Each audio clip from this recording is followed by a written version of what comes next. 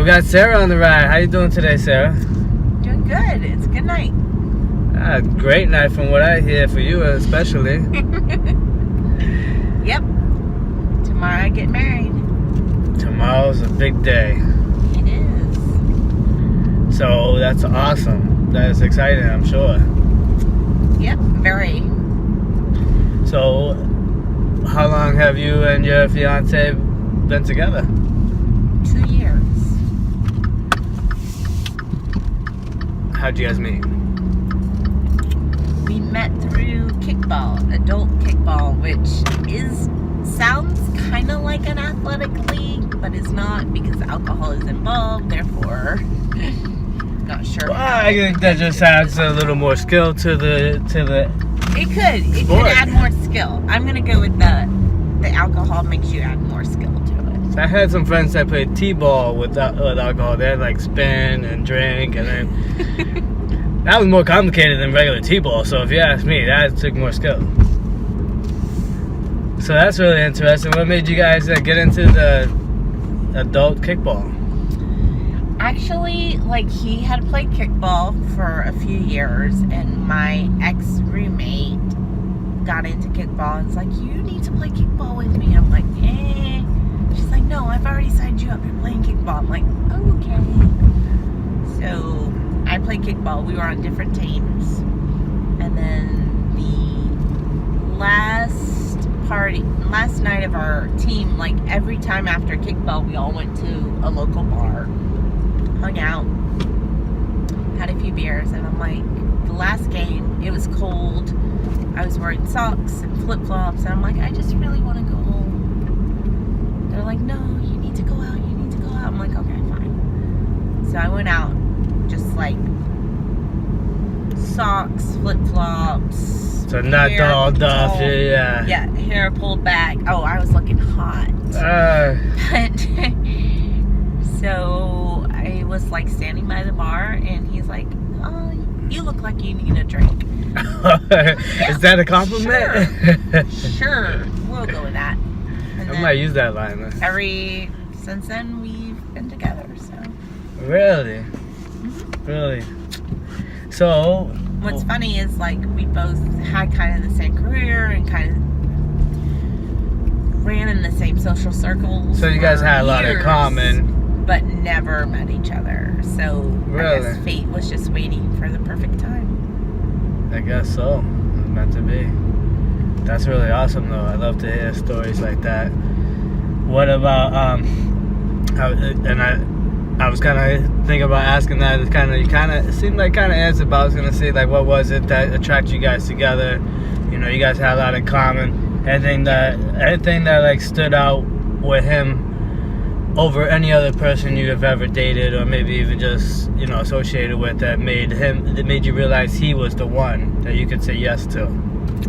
I think it's just that person who touches your heart and makes you laugh and makes you better than you were before.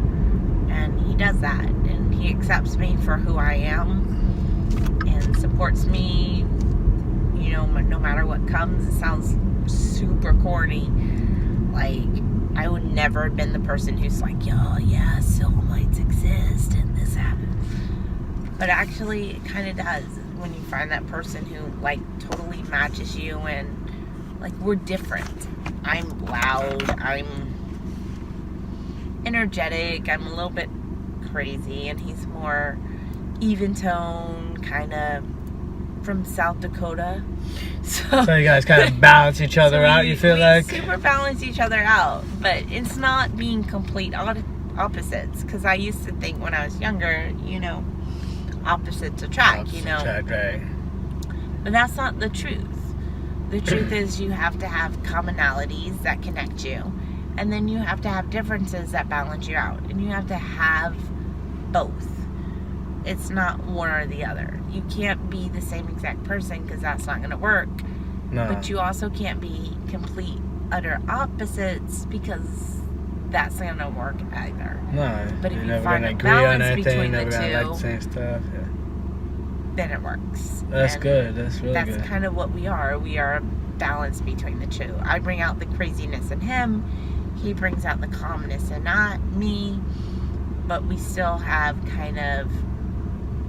we have the same friends that we like to hang out with and drink with. And Right, you guys got a lot of the same things, and we have the similarities. same, like he's a journalist. I used to be a journalist, so we have the same sort of interest and things like that. So it works that way. So he's a journalist. Does he work for like a paper, magazine, or I used to work for the Miami Herald. I now do PR for social services. Oh, but you worked for Miami Herald. Yes, many moons ago. Is that where you originally from, Miami? I am from Miami and Tallahassee. I'm kind of a hybrid. I'm a small-town girl in a big city world. Two extremes right there. Two extremes. But half of my family's from Miami, half of my family's from Tallahassee. We live in Tallahassee now. We're here in Tampa because that's where my best friend lives, and that's kind of, we're making everybody travel. If one person has to travel, everybody has to travel. So that's kind of how we've done it. Well, I love it around here. I'm a big fan of the area, but also, it's not too far from, everywhere else too. Like if you want to go Miami is really what, 4-hour drive. 4 hours. Orlando's 1, Tallahassee's 4. So it's kind of very centrally located. So we kind of like that for our wedding. What brought you to Tampa area? My best friend lives here, who we're going to her house right now. She's my cousin. She's 4 months younger than me, so we kind of grew up together, and we've been attached to the hips since we were able to walk. Went to the same school together, and I've just always been more than sisters, I guess. That's awesome, though. So she's my maid of honor, and she's the one you can cry to, the one you can vent to, the one you can smile with. She's my person. Now with the wedding, are you guys doing like a real big ceremony or just some small, quaint? Wedding, not a small wedding. I mean, we're having we wanted to do a small wedding, so we're like, oh, it's only gonna be like 40 people, and then we're like inviting family and close friends, and we're like, oh, it's only gonna be 100 people. No. Luckily, we got to about 60, so we're about 60 people. We're gonna have the wedding at a state park close to here, and we're gonna have the reception at my cousin's house. All right, that's really cool. Trying to keep it low key, especially at my cousin's, where I'm like, all right, we're providing some alcohol, but anybody can bring whatever the hell they want to drink. Well, hey, I don't believe in dry weddings. I think they're a sin against nature. I love it. You are awesome. Let me say, because we're almost here. I wanted to say though, congratulations again. Really happy. And best of luck with your future. I do. I appreciate it, and I think it takes luck. It takes work. It takes love. Hey, and I appreciate the advice. All 3 of those. You're good. And you're giving some people something to look forward to, because I probably was about to lose hope until I met you tonight. It's easy to lose hope, because like I was married before. Got married when I was 24, 25, and I kind of wasn't like naive, where I thought, one, I could change the person I was with. Oh yeah. 2, I could accept things that I didn't think I could ever accept, like settle.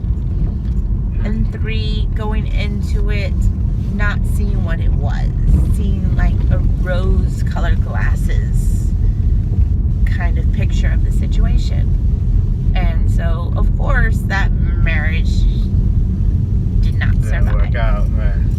And I think the best advice I can give for people who are thinking or trying to go into marriage is take it what it is.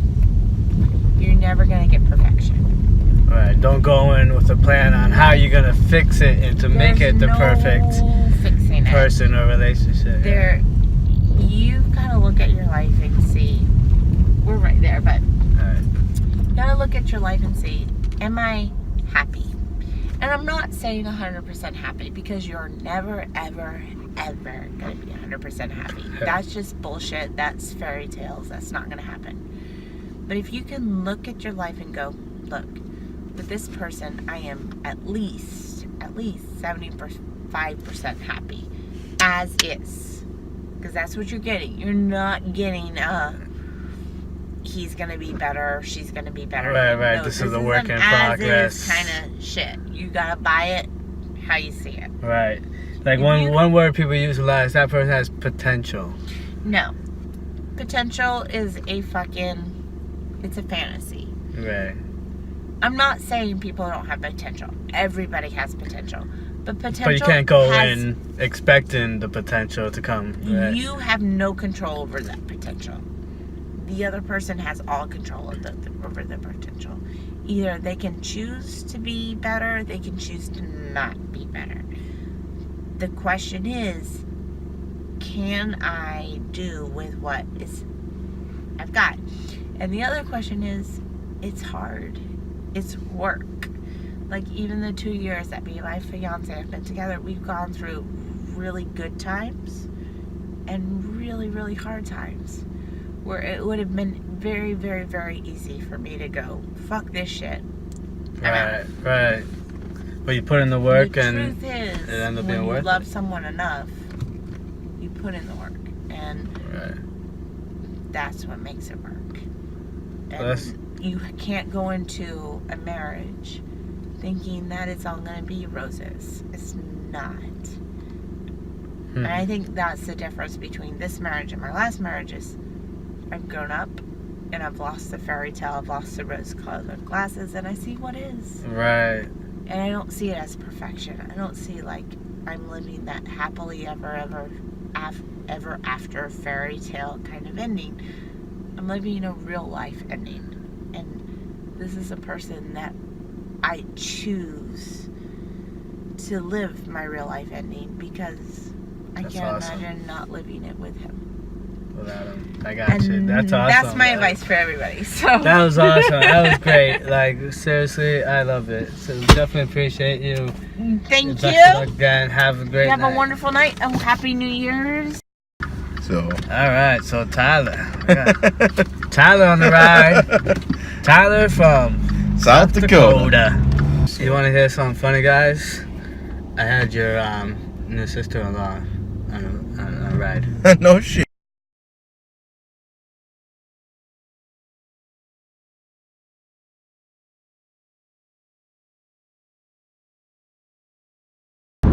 Did you say the Netherlands doing pretty good without having to carry guns? Absolutely.